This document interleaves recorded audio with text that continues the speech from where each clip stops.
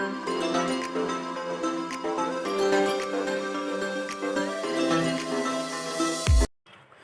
Hey friends, welcome to last moment tuitions. मेरा नाम Jason है और आज की इस वीडियो में हम कंप्यूटर ग्राफिक्स का एक और एल्गोरिदम दिखेंगे, पेंटर्स एल्गोरिदम। ये एल्गोरिदम हमें 2D ऑब्जेक्ट्स प्लॉट करने में हेल्प करता है, सीनरी ये सब। तो पेंटर्स एल्गोरिदम क्या बोलता है बेसिकली वो देखते हैं। तो पेंटर्स एल्गोरिदम क्या है, इसका नाम पेंटर्स क्यों पड़ा?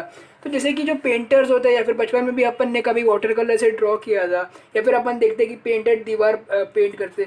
तो पेंटिंग कैसे करते हैं? लेयर्स के हिसाब से। लेयर्स मतलब समझो ये मेरी घर की दीवार है, मेरे को कुछ भी मेरे को इसमें पेंट करना है तो मैं पहले वाइट का एक लेयर मारूंगा। फिर उसके बाद मेरे को कुछ और ऑब्जेक्ट बनाना है तो मैं उसमें बनाऊंगा। और समझो मैंने पहाड़ वहाड़ बनाया, मेरे को उसके अंदर सीनरी मारना है, मेरे को उसके ऊपर मारना है, तो फिर मैं वो उसके ऊपर बना दूंगा। तो वो पेंटर्स एल्गोरिदम होता है। बचपन में अपन करते थे, मतलब अभी समझो अपना सीनरी होता था तो अपन पहले एक पहाड़ बना देते और यहाँ पर घास वास बना देते थे पहले, और उसको पेंट कर देते थे। फिर होने के बाद अपन लास्ट डार्क कलर से अपन इधर घास वास बना देते हैं ऐसे। तो ये है पेंटर्स एल्गोरिदम। पेंटर्स एल्गोरिदम क्यों यूज़ होता है? डेप्थ कंपेयर करने के लिए, बताने के लिए कि चीज़ें एक दूसरे को ओवरलैप कर रही है।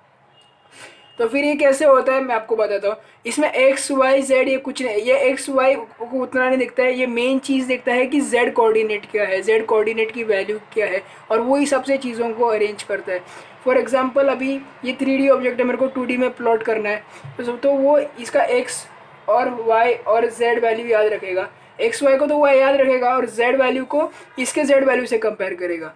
अगर इसका जेड वैल्यू ज़्यादा है तो फिर ये इसको आगे रखेगा, अगर इसका जेड वैल्यू कम है तो इसको पीछे रखेगा। अगर इसको पीछे डाल दिया तो ये चीज़ दिखेगा नहीं, ये जो अंदर वाला रेक्टेंगल है जो लाइन में वो दिखेगा नहीं, ये प्लेन ब्लैंक ऐसे दिखेगा। अगर इसका जेड वैल्यू ज़्यादा है तो ये आगे आएगा। तो ये वो हिसाब से जेड के वैल्यू के हिसाब से चीज़ों को ऊपर नीचे अरेंज कर देता है।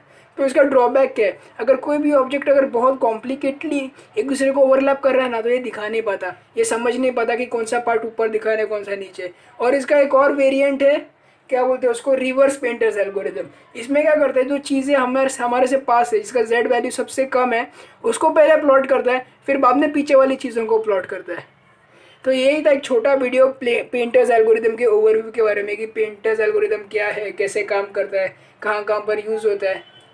तो ये वीडियो अगर आपको पसंद आया तो लाइक कर देना, चैनल को सब्सक्राइब करके रखना, और कंप्यूटर ग्राफिक्स के रिलेटेड वीडियो के लिए अगर इसका 5 मार्क का क्वेश्चन पूछे तो इतना थ्योरी इसका काफ़ी है, ये दोनों इमेजेस बना के भी आप एक्सप्लेन कर सकते हो। तो थैंक यू वीडियो देखने के लिए।